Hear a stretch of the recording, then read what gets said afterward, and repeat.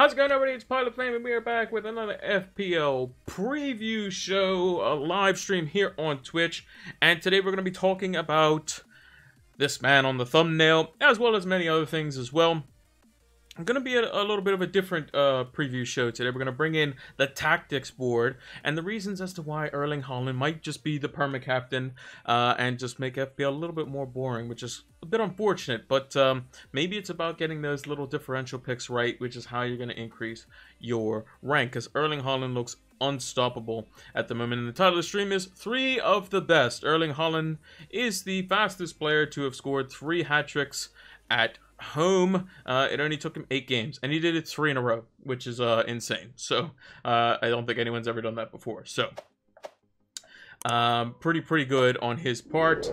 So yeah, we'll go through that. We'll go through how the team did. We'll go through our differential picks and predictions as well. We'll make our same differential and predictions for game week 10. We'll look at the transfer that I'm going to be making. I'm going to do it on stream as well. We'll talk about that as well. And then we will we'll discuss the tactics board thing, as I mentioned, as to why Erling Haaland managed to basically, him and De Bruyne and Foden kind of just rip Man United apart. It's pretty much a no contest, to be honest. But yeah, that's what we'll take a look at as well. Before we start that, let's talk about Fantasy Football Scout. So, Fantasy Football Scout is a fantastic members area, and they offer a wide range of different tools to help elevate your FPL game. So make sure to check them out down in the description. If you're watching this over on YouTube, remember we do these streams live over on Twitch, so come join us live for one of these as well and ask a question, and I will get to it as soon as I see it pop up in the chat. I'm usually pretty good about that, as well as any comments on the video, or if you're watching this live on Twitch, then we can check out the about section where the link will be, as well as we also have it over on our Twitter bio. So make sure to check out Fantasy Football Scout. It's going to help elevate your FPL game. So let's take a look at how the team did. I also got the buttons working again, so that's great on our stream deck to make things a little bit smoother. I just had to kind of change it and then change it back to what it was. So yeah, 68 points, a game week rank of 6.43 million, a 500k or there, just around that, dip down, 489 points overall. Played a wild card. Basically our only mistake was our 50-50. I felt like this was kind of like Salah v Havertz v2, as it were.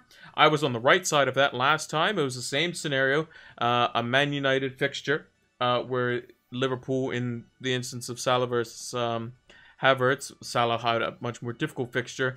This time it wasn't as severe. Havertz, I think, only got 3 points in the game when they won like 7-0 or whatever it was versus Norwich, and Salah got 3 goals and assists versus Man United.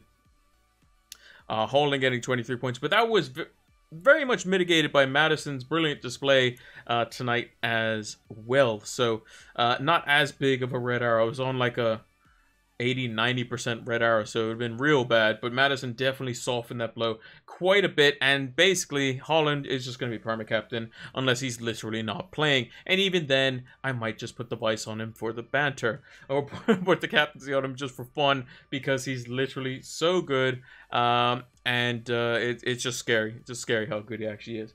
Also, Mano Jonah M, thank you for the follow while we're offline, much appreciated. So, this is the team up on the screen. So, we got Raya in goal with 6 points. We picked him over the likes of Jordan Pickford. We also picked him over the likes of Guaita, as well as Nick Pope. And I believe, if I remember correctly, if we go check the scores, he kept a clean sheet and the others did not. So, yeah, Pope conceded towards the very end of the game. Jordan Pickford conceded. And who is the other one? Oh, yeah, of course. Guaita conceded to Chelsea. So we got the goalkeeper right. However, our back line, 0, 1, and 2, very disappointing from Reece James, Cancelo, and Trent Alexander-Arnold. Cancelo also gave away the penalty for the 3rd goal. And there's actually arguments to say that is Cancelo really necessary in the back line. Is it possible that we could drop him and then go for a third City attacker, the likes of a Foden, and go him, De Bruyne, and Haaland, and chase that upside? I think that might be a bit too premature, but Cancelo, all things considered, hasn't got the crazy amount of points you would expect.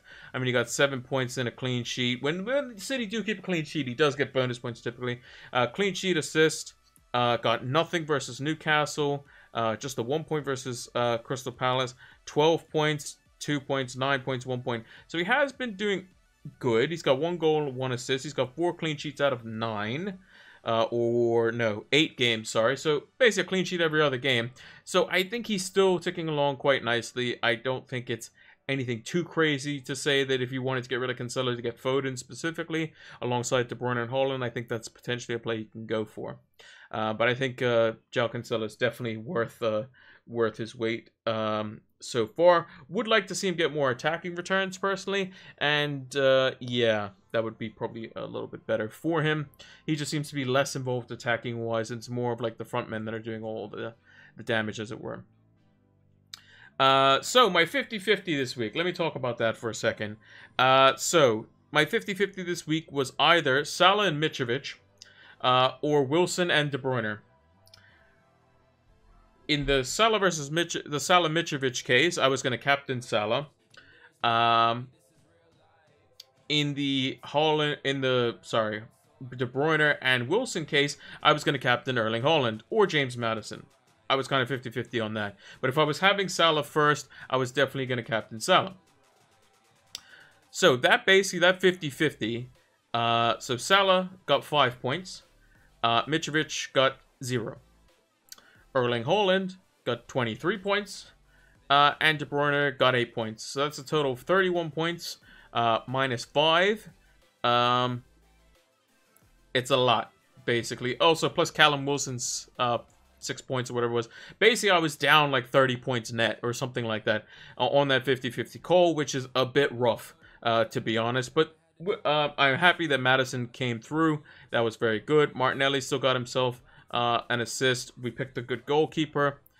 Salah did return, so and on another day could have potentially got a little bit more, but wasn't meant to be. I think it was very, very harsh on Salah owners. I thought that Liverpool were definitely better attacking wise, to be honest, in terms of just like chance creation. I just think that Liverpool, and I said this before, getting rid of Mane was a big issue that they need to solve. Diaz looked like he could do the job, but it just seems like Klopp doesn't really know what to reinvent Liverpool into at the moment. So yeah, that's a bit of a problem. We're going to be getting rid of Salah for sure. Even though he does play Arsenal, I think at the current stage, Arsenal is in a situation where they could probably beat Liverpool pretty convincingly. To be honest, I think Liverpool are very open at the back, even when they're just kind of defending in like a block, as it were. And Arsenal are just good at stopping counterattacks, all things considered. I mean, they kept Spurs basically to almost nothing apart from a silly penalty given away by Gabriel, which Kane put in a spot where Ramsdale probably wasn't expecting him to go, which was down the middle. So yeah, that was a bit of an unfortunate 50-50, but we move on from that. Again, like I said, Maddison softened the blow, so that definitely helped out quite a bit. But we could still maintain our position and then progress going on in the next few weeks. The wildcard isn't a complete disaster. We've got players in there that we want longer term, like Zaha, like Maddison, like Martinelli. I still think Trent has more to give. Personally, when Liverpool sort out their midfield, because the midfield is the main concern as to why Liverpool is just straight up losing games, as well as the whole front unit is just not pressing the way it was doing before in a cohesive manner. Mitrovic, his injury concern is potentially a bit of a problem, but that's kind of a wait and see. We could bench him if we need to. We do have cover on the bench for that reason. So, all in all, not too disappointed with the game week. Obviously, Erling Haaland backing against him, going for Salah. Salah got the assist, okay, fine. And then Haaland to really pile drive it home. 3 goals, 2 assists, a crazy, crazy score. And not to mention, me being a Man United fan, losing 6-3 doesn't feel good either. So kind of a double whammy. But like I said, Maddison definitely helped us out there. So those are the thoughts for the game week. Let me bring up a tactics board here, and we can show why basically Erling Haaland is so good.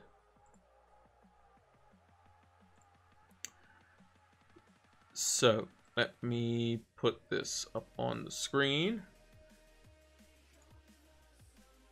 There we go. We'll just put a bunch of Man City players on the pitch. Doesn't really matter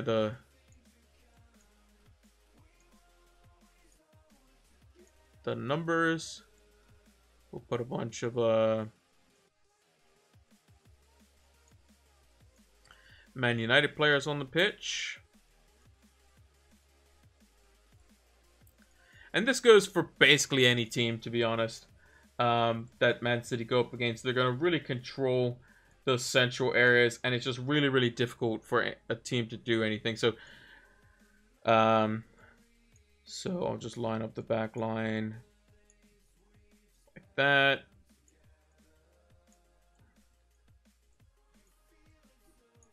You could just ignore the numbers, just look at the names. So we got Rashford here, Anthony, who is actually on the other side. We got Bruno Fernandes. We got McTominay. We got Eriksen. We had Delo. Varane.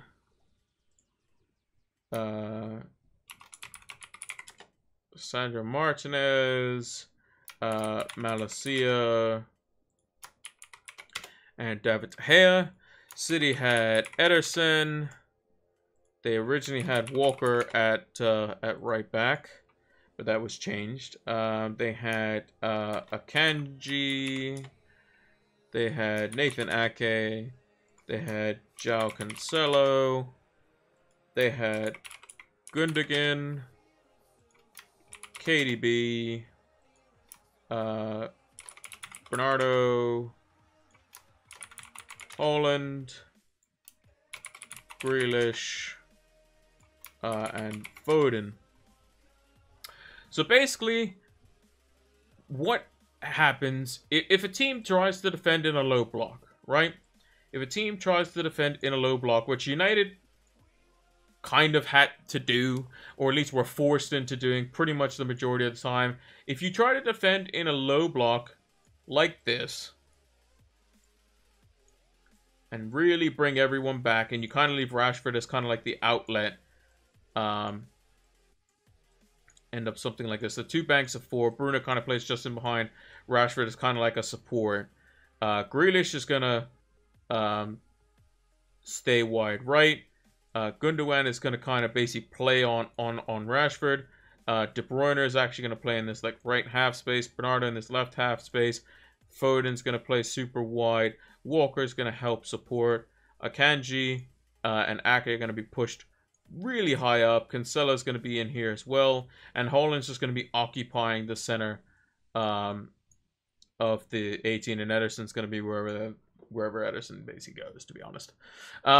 So yeah, basically what kept happening is anytime Man City got the ball in this area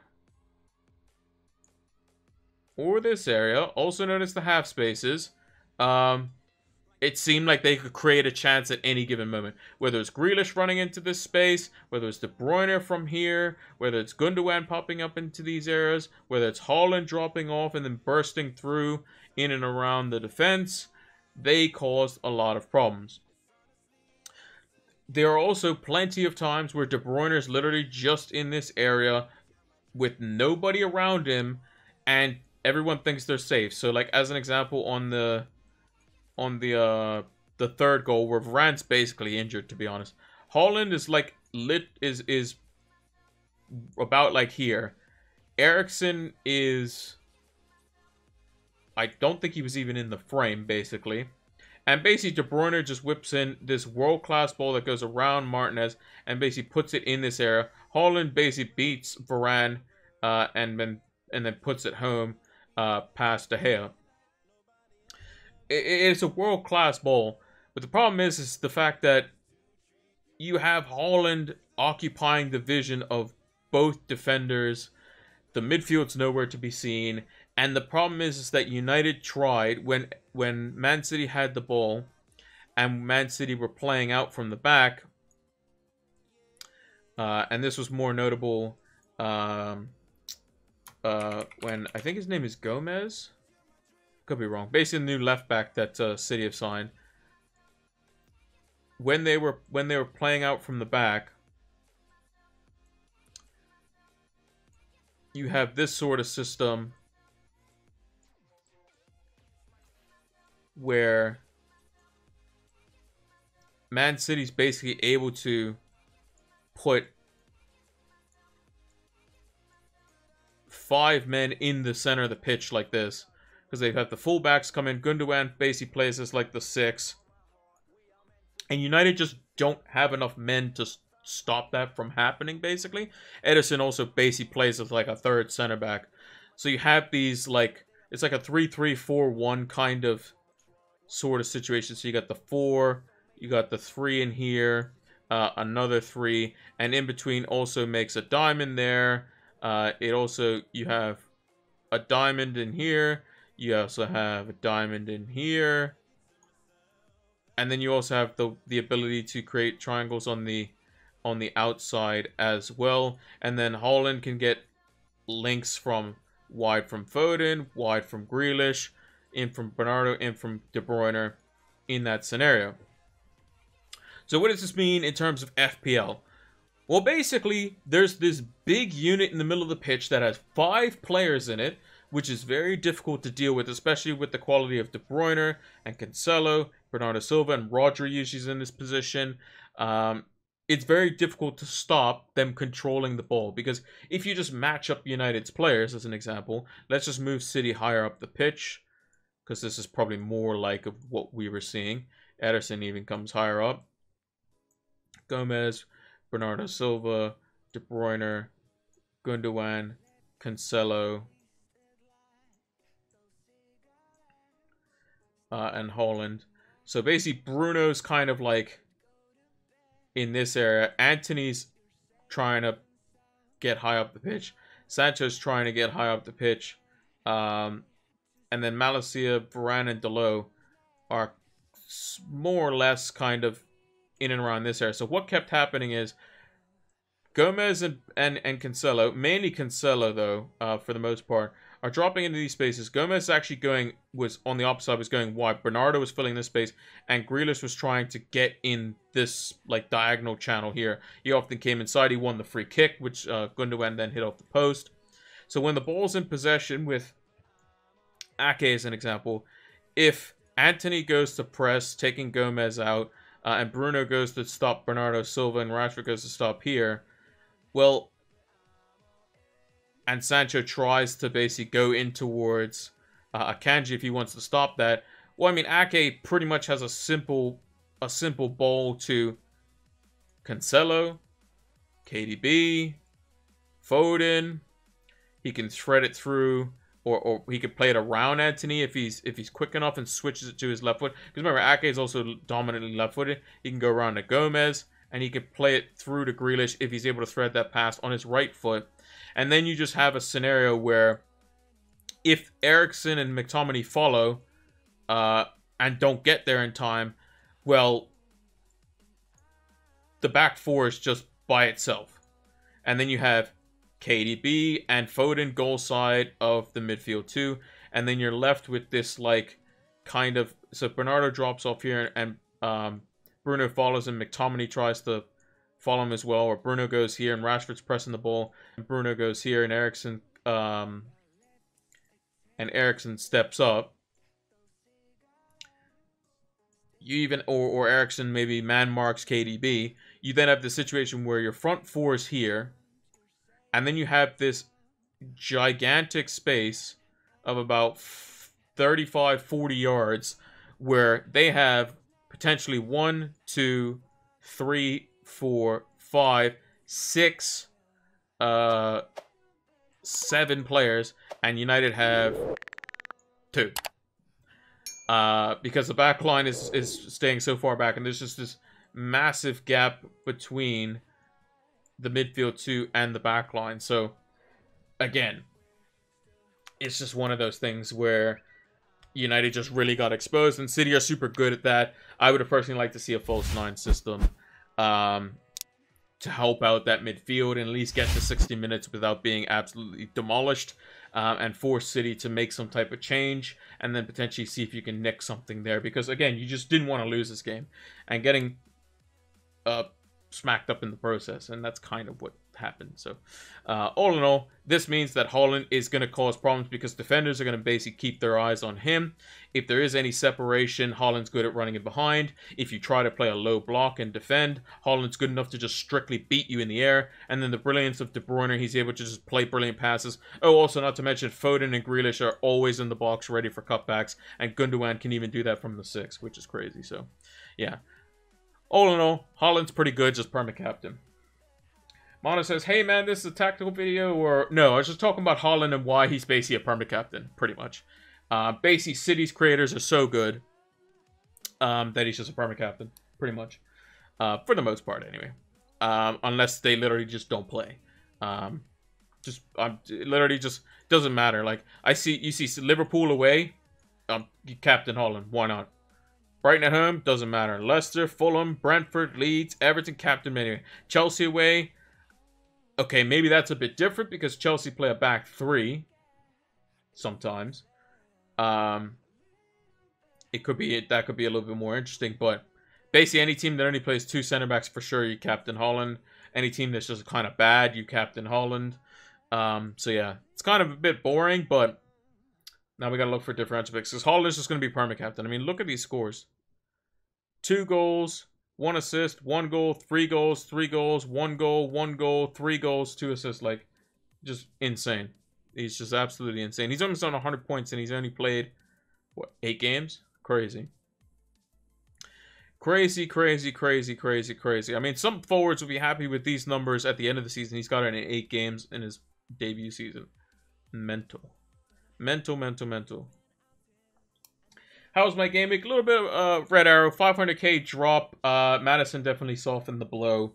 No, not does it like I kind of figured that something like this, if Man United didn't defend well, Haaland could get opened up, or get it not opened up. He could get freed up to basically have the freedom of the park, and also Varane being injured for the 2nd and 3rd goal, basically. Because he wasn't on the pitch for the set piece, and he was basically injured when De Bruyne played the marvelous ball for the 3rd goal, and then wasn't on the pitch from then on. So missing Varane also doesn't help, but Haaland and De Bruyne are just super, super good. Also, not to mention Phil Foden scored a hat-trick in the game too, so yeah, bit difficult. Moving on to our predictions from last week.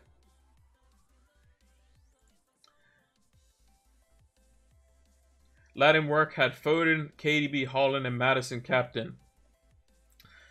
Yeah. That's a pretty good week, I would think. That would be a pretty good week. So here is our predictions and differential picks.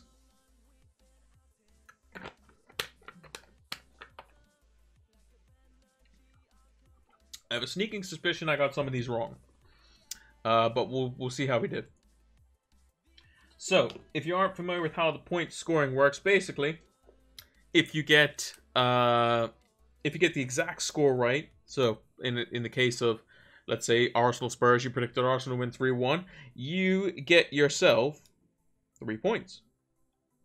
If you got the result right, so had you predicted Arsenal 2-1, you get 1 point. And if you predicted Spurs to win or a draw, then you get 0 points. That's how the scoring works. Got my first green arrow of the season with 95 points. That's good. That's a really good score.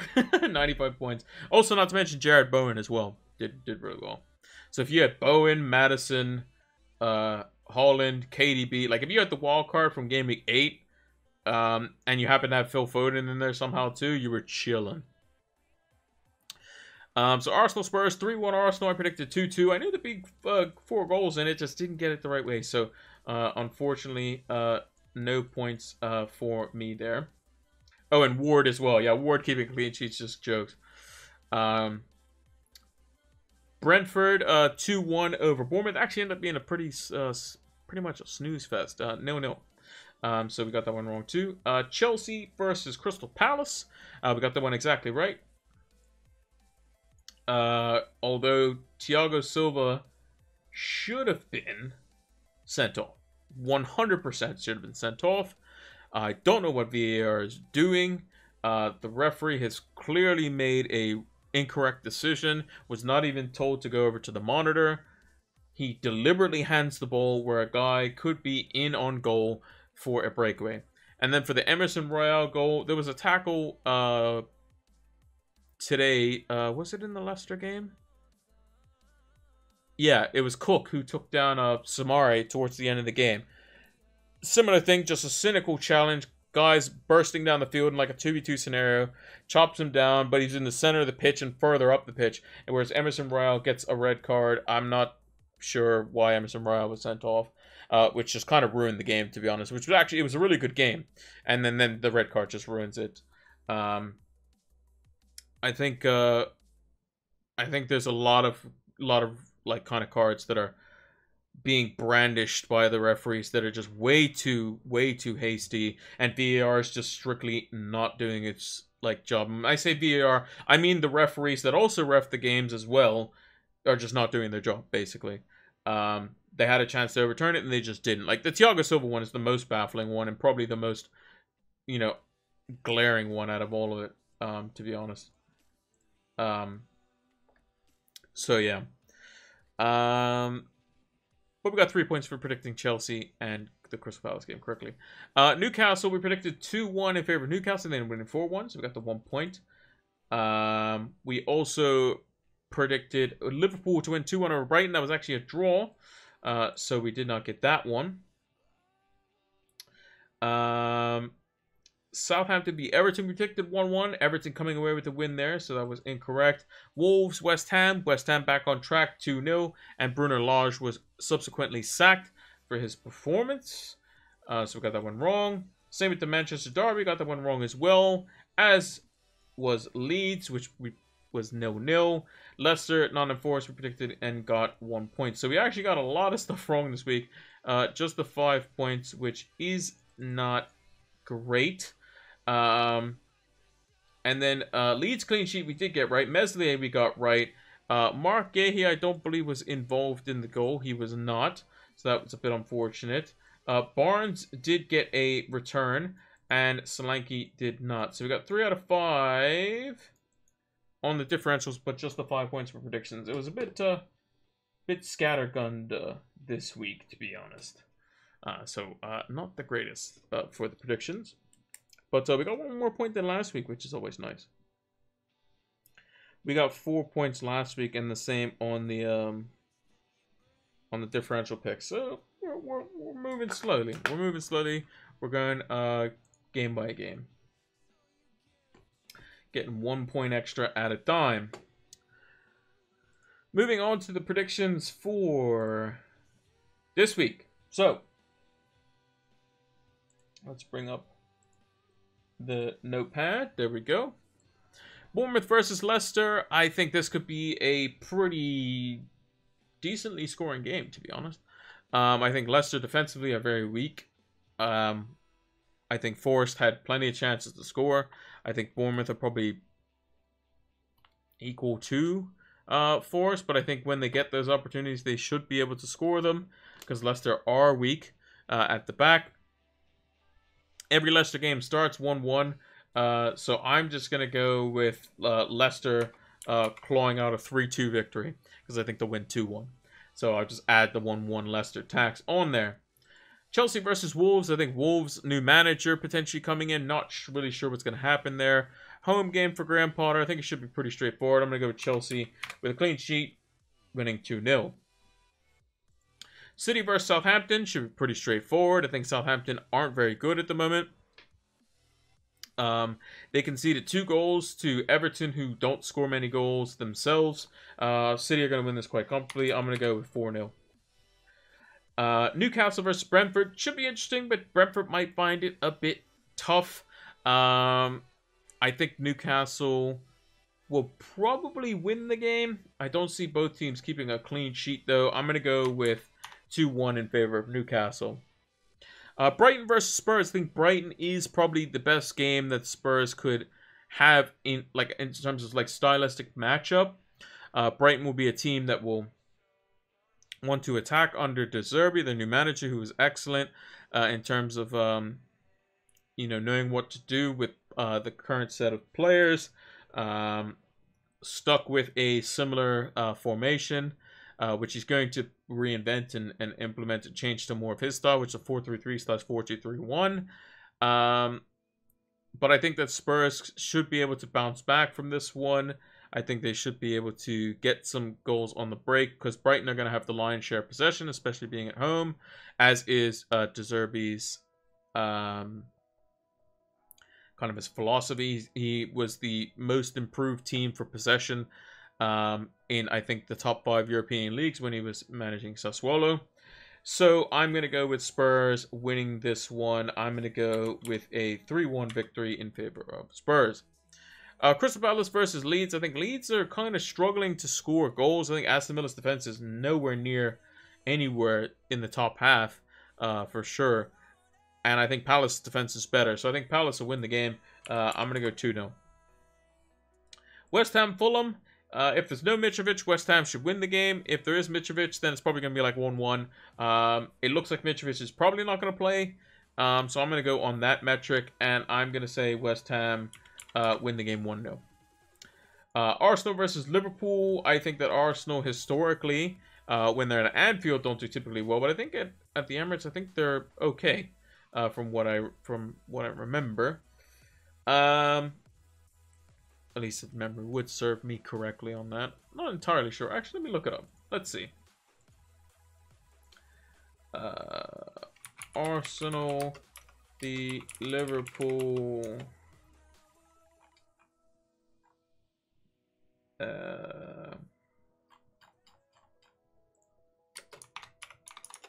Let's see what the historics are.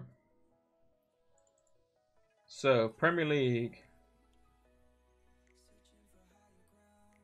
Arsenal won 2-0. Oh no, sorry. This is Liverpool's record. So Liverpool won. Liverpool won in the League Cup at the Emirates. Liverpool won in 2021 at the Emirates.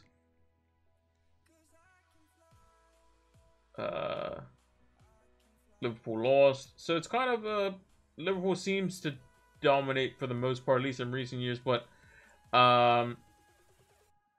it just seems like Arsenal are just playing much better. So I'm going to give Arsenal the win. I think Liverpool will probably score, but I think they're just way too weak at the back. So I'm going to go Arsenal winning 3-1 as well.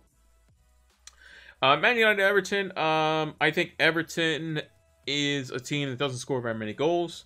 I think United should keep a clean sheet in this one, even without Varane.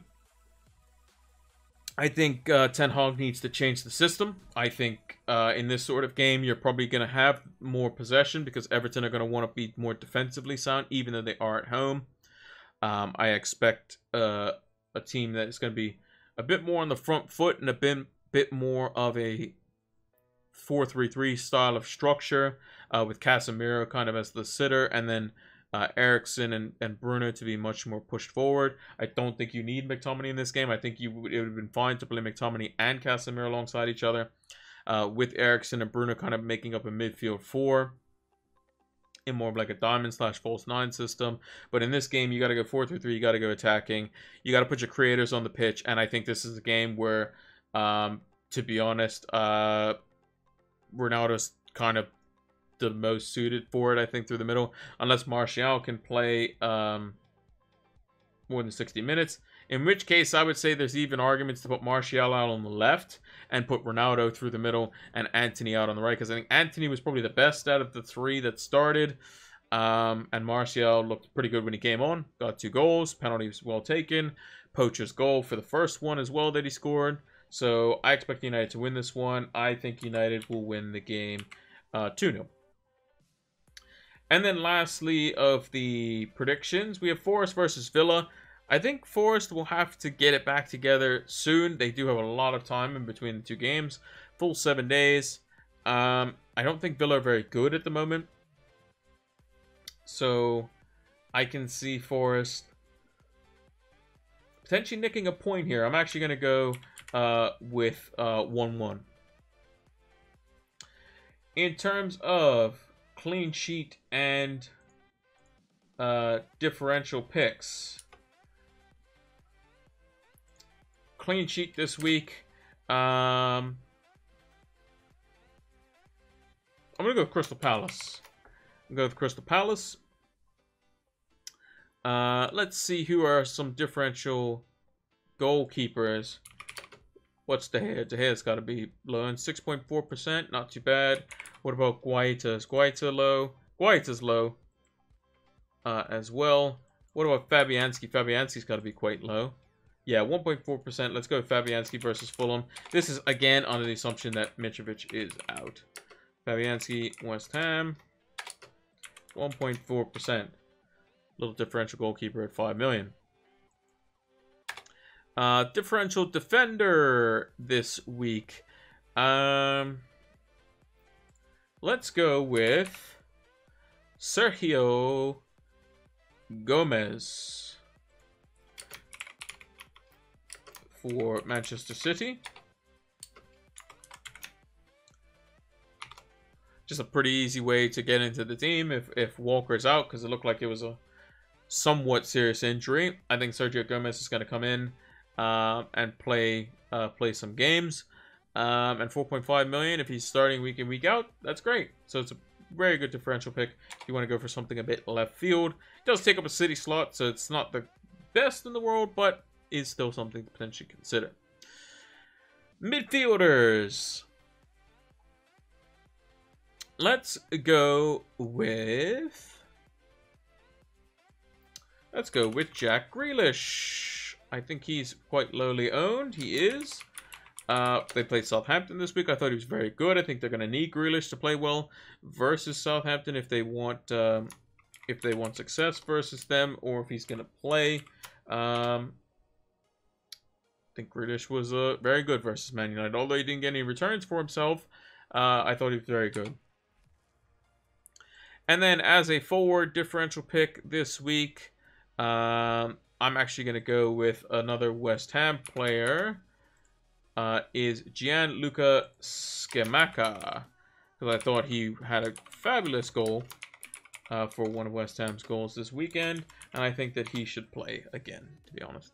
Was very, very good, and another home game, and I think he's going to be quite liked at West Ham. So those are my clean sheet and differential picks. Actually, let me make the... where's the text?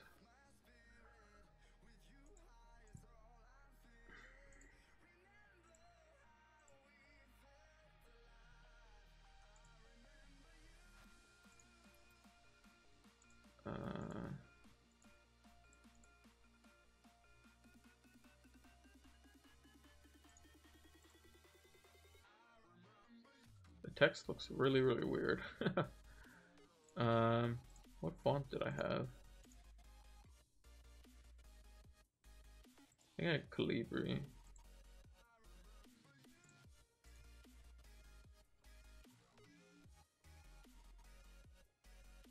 And then I had...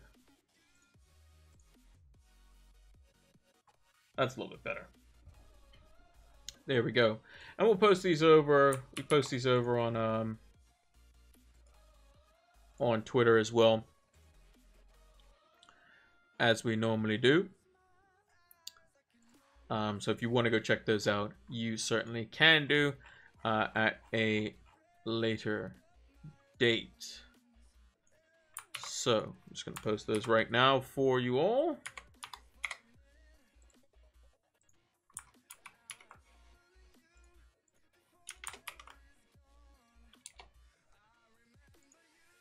And it's the perfect number of characters, too.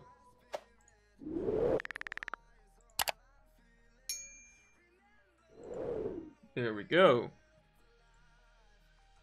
Now, let's move into the current team. So, this is the team currently as it stands at the moment. So, we got Raya in goal. We got Cancelo, Trent Alexander-Arnold, Reece James, Salah, Martinelli, Luis Zaha, James Maddison, Erling Haaland with the captaincy that's not going to be moving anytime soon. Solanke and Mitrovic. Now, if Mitrovic doesn't play, I would be more than happy to play Mark Gahey versus Leeds. I think he's probably better suited in this one. I think Pereira probably better than Nico Williams, to be honest. So I'm going to save that. But we're going to do our transfer right now because there is a certain player that's going to be going up potentially in price tonight who we want. And I think the likelihood of him playing in the Champions League is pretty slim because of their competition. City don't need him to beat Copenhagen. And that man is Kevin De Bruyne. So we're going to bring him in. We're going to make the transfer and throw him straight into the team. Pretty straightforward transfer. Nothing really too crazy to think about there. De Bruyne is going into the team. And I think this is going to be probably the best usage of our City slots. If I had to swap out Cancelo for another City asset, it would be Foden.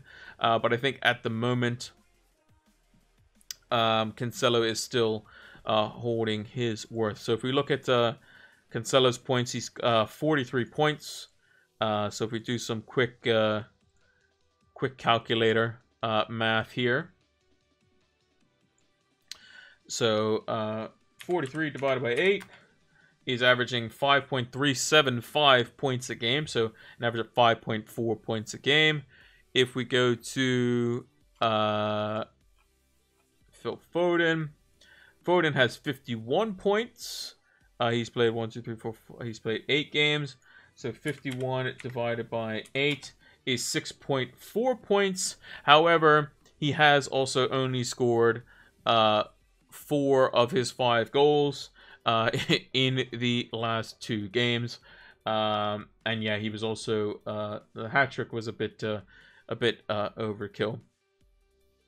But like if we look at last season, historically for Phil Foden, 137 points for just over 2,000 minutes. Those minutes will probably go up, I would think, because Phil Foden is becoming more and more influential. But again, he's got half of his goals, or just over half of his goals and assists in the first 8 games of the season. And that could be down to partially Erling Haaland. So maybe something to still consider for Cancelo, who historically got 201 points last season, 1 goal, 11 assists. He's playing a slightly different role. If City still keep clean sheets, then I think Cancelo will still continue to get bonus points in games where they kind of control and just don't go absolutely bonkers. I think the games where City do score a boatload of goals is typically when Cancelo doesn't get very many points, because typically they concede when they score 4, 5, 6 goals, and this is a really bad team, which just drops Cancelo's bonus off the edge. So at the moment, Cancelo is getting 1 less point than the likes of Phil Foden. So in the future, maybe we go for Phil Foden, but he's still a potential wait and see if he doesn't start getting like mass rotated, because we know Cancelo is going to play week in, week out. That's kind of the thing with Phil Foden, is that every now and again he could just randomly get dropped. He'll play the Liverpool game most certainly. Will he play the Southampton game? He should, but he might not. So yeah, De Bruyne is also going to be super consistent as well. De Bruyne, same number of points as one. He ticks along nicely. 2 assists, 2 assists, 1 assist, 1 assist, 1 assist, 1 assist, 1 goal this season.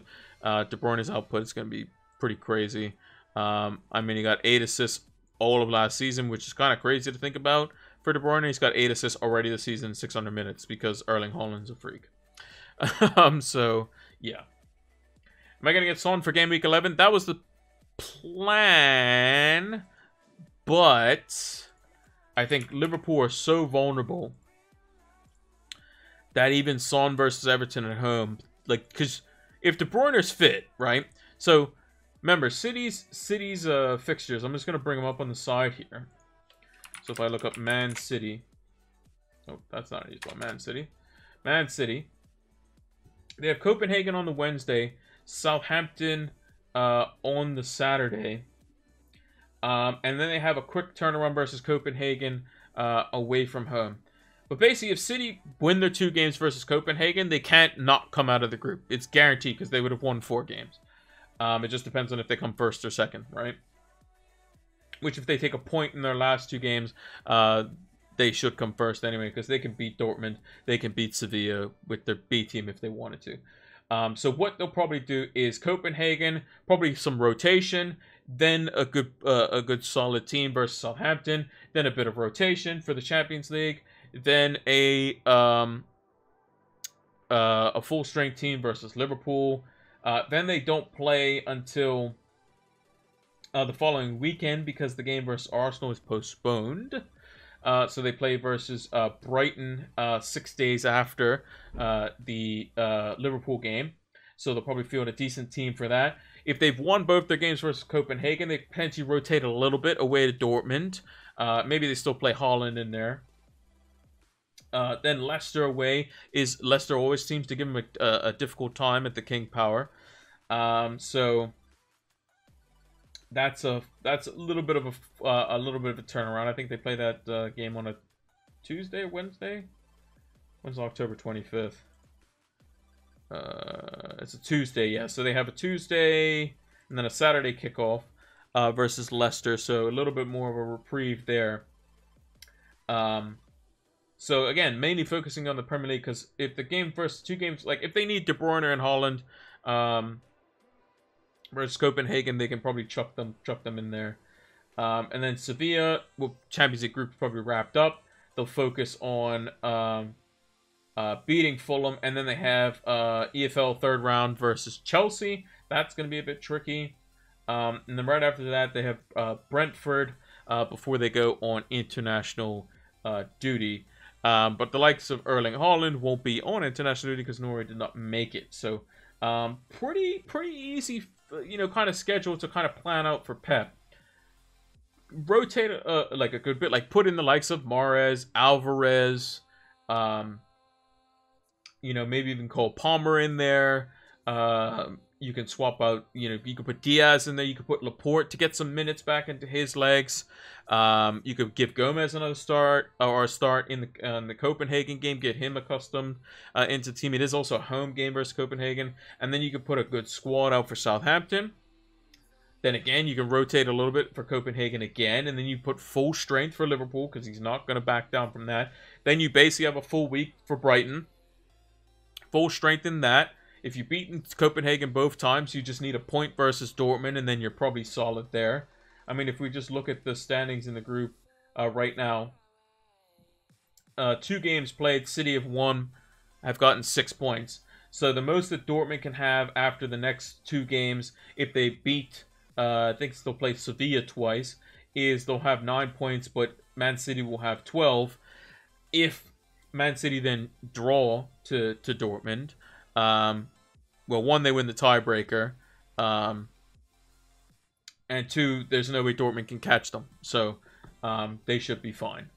And then you just don't have to worry about the Champions League. You put literally anyone versus Sevilla in that instance. So I think that that should be pretty easy planning for Pep Guardiola. I think the only real kind of iffy turnaround is like the Brentford, Fulham versus Chelsea in that like 3-game sandwich before the World Cup. So that should be a bit on the trickier side. But yeah, originally I had planned to bring in Son, but if like Spurs are still, like if Spurs this week don't look very great versus Brighton, who are going to be much more offensive under De Zerbi now, I'm still not convinced. And if De Bruyne goes goes crazy versus Southampton, and you know Haaland scores again. You know, Liverpool looks shaky versus Arsenal and get beat. Then you're looking at questions where it's like, okay, what's going on here? You know, so then you have some issues. We do have a decent bit of players playing against each other though this week, which isn't ideal. So we have Solanke versus Madison, but again, those are two attacking players, not really too big of a deal. If Guehi comes in, we have Zaha and Guehi in a Palace double up. But Martinelli versus Trent Alexander-Arnold are against each other as well, and that's just going to happen. I think a lot of teams that we kind of want are playing against each other at the moment. But yeah, Son's definitely on the radar. You know, that being said, if like De Bruyne randomly picked up an injury, I'll knock on wood that he doesn't, because we just brought him in. Then we could potentially look at other factions, but and other teams and other kind of ways to utilize the premium slot there. Maybe we go for a 5 wide in midfield, drop down to a non-playing forward. But I think De Bruyne for right now is fine. The thing that we have to potentially navigate with De Bruyne if we keep him is the game week, the game where they blank versus Arsenal. So if I just bring up a new window and go to fpl.team, we'll do this just to finish off the stream. So let's put that in there.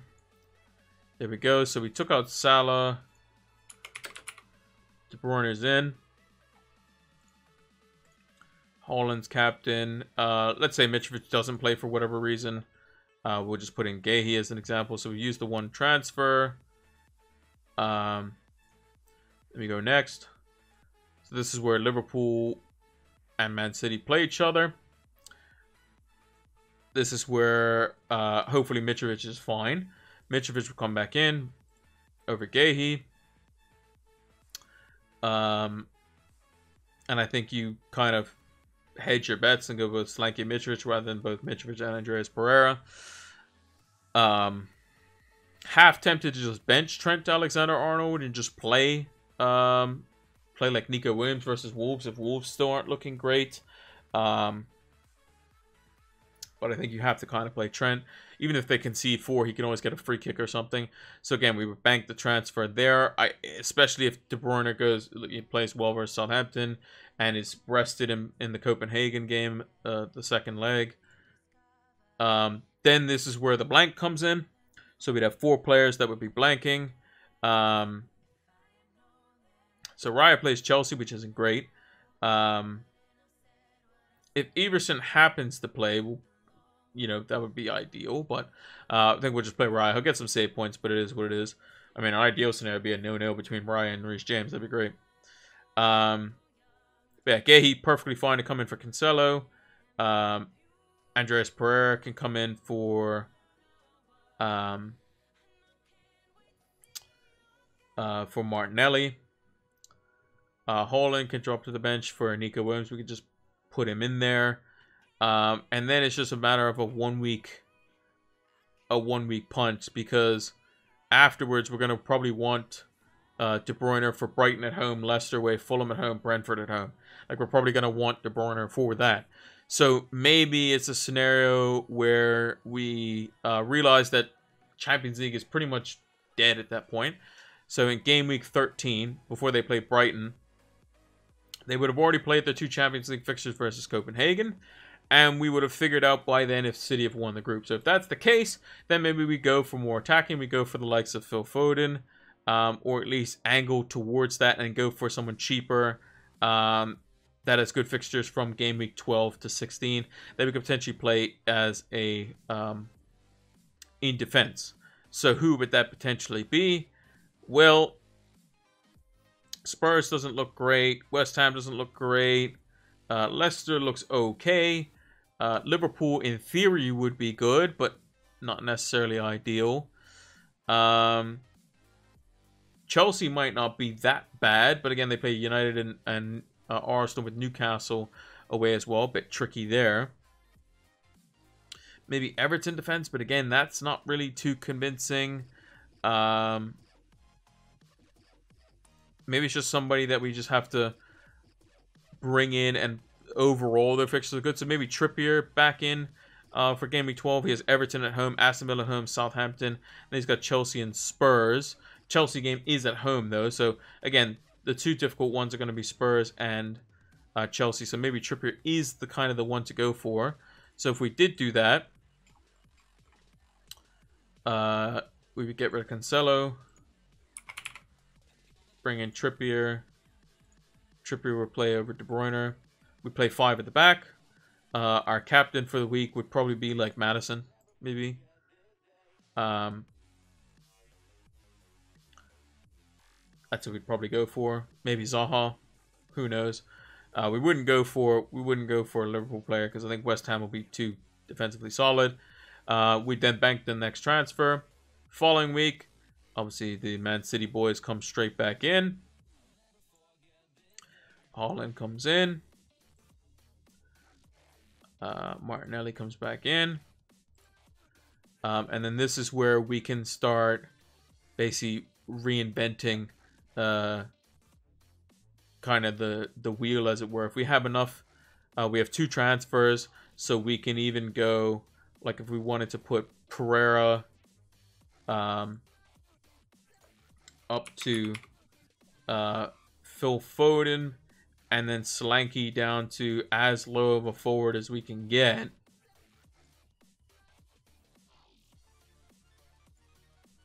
So we need another forward to go down as much as possible, basically. Unless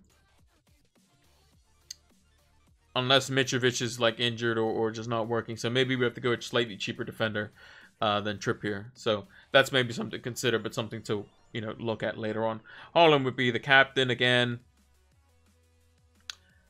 Then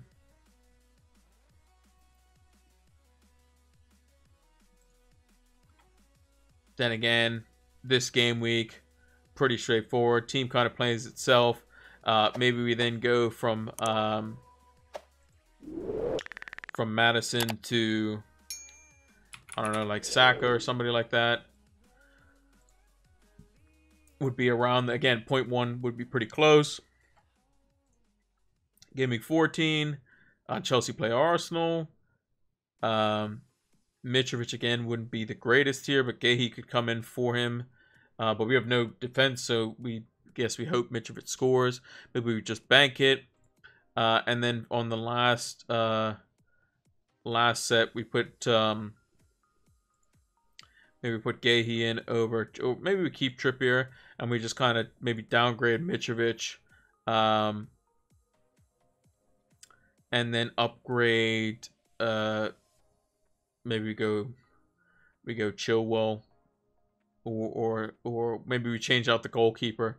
Maybe we do go back to like Solanke, who has Everton at home, or something like that. And we can upgrade Raya to somebody. I don't know. We can work that out. But yeah, all in all, very, very happy with the team so far. I think we're still in good position. You know, I think it's not the end of the world at the moment. We're still, like, I think at the moment, realistic to still be going for like top 100k. Obviously, top 10k is the dream, but top 100k is literally 1%, top 1%. So that's what we want to go for. So yeah, made the transfer, happy with it. So yeah, that's what we're gonna hang on to. So the team as it stands now is Raya in goal, Cancelo, Trent Alexander-Arnold, Reece James, De Bruyne, Martinelli, Zaha, Madison with the vice captaincy, Haaland with the captaincy, Solanke and Mitrovic. If Mitrovic doesn't play, we would want Mark Guehi to come in versus Leeds at home. So yeah, that's going to do it for this one. Let's go over to the big screen. So, thank you all for watching this preview stream brought to you by the fantastic people over at Fantasy Football Scout. They will help elevate your FPL game. Fantastic stuff over in the members area. So make sure to check it out in the About section over here on Twitch, or in the description over on the bot over on YouTube as well. Make sure to like, share, favorite, subscribe, all that good stuff. And until the next one, take care.